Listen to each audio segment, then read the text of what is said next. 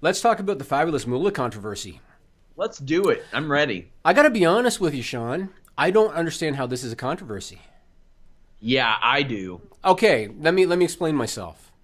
I understand her past. I understand it's, shall we say, checkered. I get Checkered. that. I get that. The reason I don't understand how this is a Fucking blood controversy. spattered is Yeah, what whoa, it whoa, is. whoa, hold on.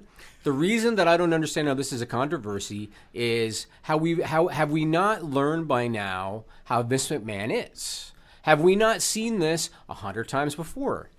He rewrites history the way that he sees fit. He glorifies whoever he wants to glorify. He made a award after the Ultimate Warrior called the Warrior Award that wasn't even based on anything that the Warrior himself wanted for an award. And he named it after the Ultimate Warrior, even though the Ultimate Warrior had a massively checkered past and said a lot of controversial things.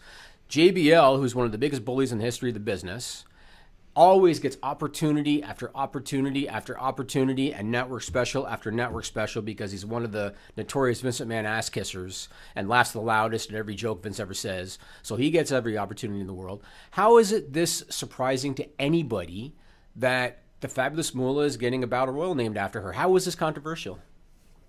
Well, I'll break this down as best I can. The Warrior thing, I can at least believe that is some sort of sick final troll on Jim Hellwig by Vince McMahon to take a guy like the Warrior who hated gay people and hated Middle Eastern people and apparently, for some reason, hated paralyzed people and cancer patients and gave an award to cancer patients and paralyzed people that was named after him as a troll. I believe that. However, the Moolah thing, it seemed like they had taken a step back from that in recent years since the notes about her and her past emerged. And that being said, those notes are that she would keep a ton of the money, would basically pimp out wrestlers, send them off to be raped, things of that nature. Some really, really sick shit. She was essentially like, you could have named it the Charles Wright Battle Royal, and I would have had more respect for it because at least he was upfront about his character. And he let women stay on top of him for more than 2.9 seconds before he kicked out, for the love of God. Fabulous Moolah sucks. She was never good. She intentionally would train women poorly so they couldn't show her up and get better bookings than her. She was just miserable all around, just a horrible, horrible person. And social media wasn't around back then. Had social media been around as prevalently as it is now, 15 years ago, JBL would not be working for the company right now. There's no way. There are things I've been told off the record that would tell me he would never be there. I even joked. I was like, are they going to do the John Bradshaw Layfield ass soaping in the shower pageant at next year's WrestleMania? Because that's how I feel it's coming up. Moolah's, it's gross. And I think that Sherry would have been a better choice. And I had somebody say, oh, well, she thanked Moolah in her speech. Yeah, I don't give a shit. That bummer. But Sherry, despite the way that she died, a drug overdose, she didn't have those accusations hanging over her. She didn't have the accusations of pimping people out. Sherry was awesome. I told you, I spent a weekend with her. She was awesome. Not only that, former WWF Women's Champion, AWA Women's Champion, managed several wrestlers, was a part of her reaction in the Booker T, the infamous Booker T Hulk Hogan clip, was enough for me. The way that she reacted, and she had to calm Booker T down. Yeah, and pat him on the shoulder, like, that's a pro. She's like, you got to calm yourself down. Let Stevie Ray get through this. It should have been her. I saw a lot of people saying it should be named after China. Couldn't disagree more. China, no, she didn't want to work with women. She didn't want to sell for women. Not only that, I don't care if China was a porn star. Make your money how you want in that regard. But when you film a scene that has a Vince McMahon character and a Stephanie McMahon character, and there is incest in that scene, and you're out there doing a bunch of sex scenes with WWE's IP, I get the feeling, maybe they don't want to do a battle royal after you. How many times did you watch that movie for journalistic research purposes? We were sent review copies. The company sent us review copies, and I was like, huh, and we like did the sarcastic review of it. Now, that being said, with all that, Sarcastic review, Nigel. It was a it's still, sarcastic review. hey, listen. It was still nowhere near as funny as the Tammy Sitch one, and that didn't have any, like, there was no comedy intended in that one. Yeah.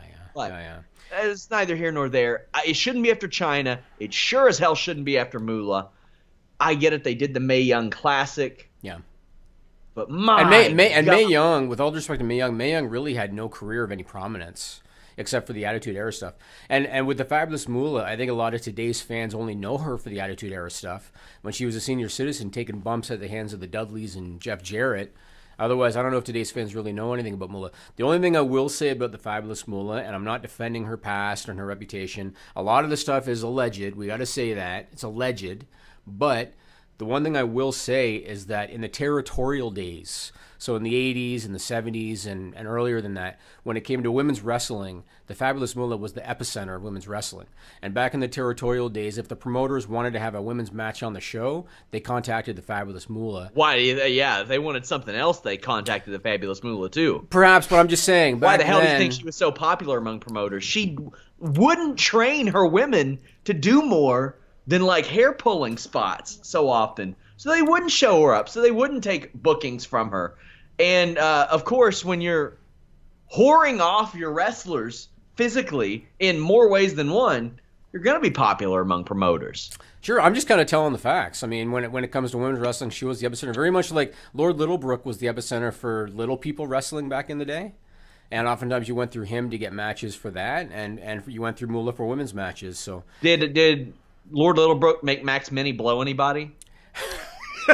I think technically Max Mini was the next generation. Did he have Mini Vader out there turning tricks? That was a different generation. Technically, that was a different generation. You'd be talking about Little Tokyo, the Karate Kid.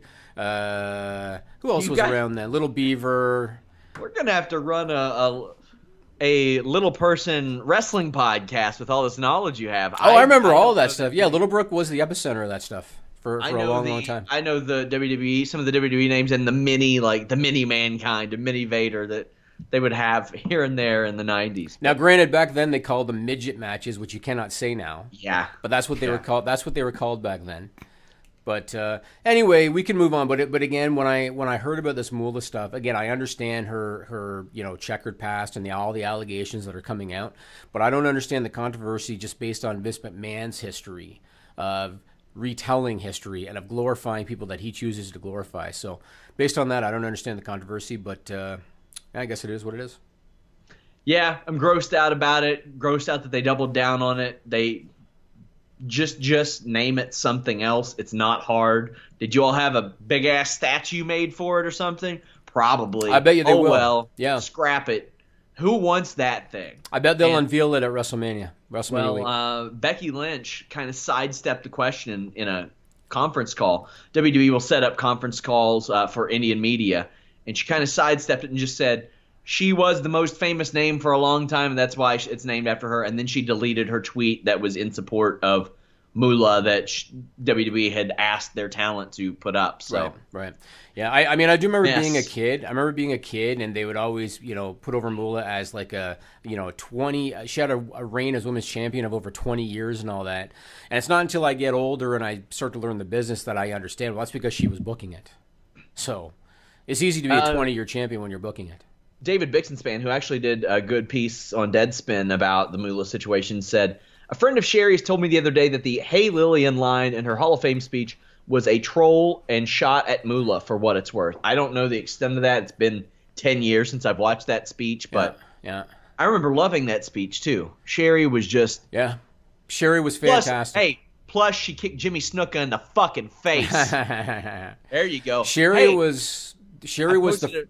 Sorry, I was just going to say, Sherry was the first example of meeting somebody in person, like meeting a wrestling star in person, and going in with a certain expectation, because I had always heard that she was really tough and that she was old school and all that.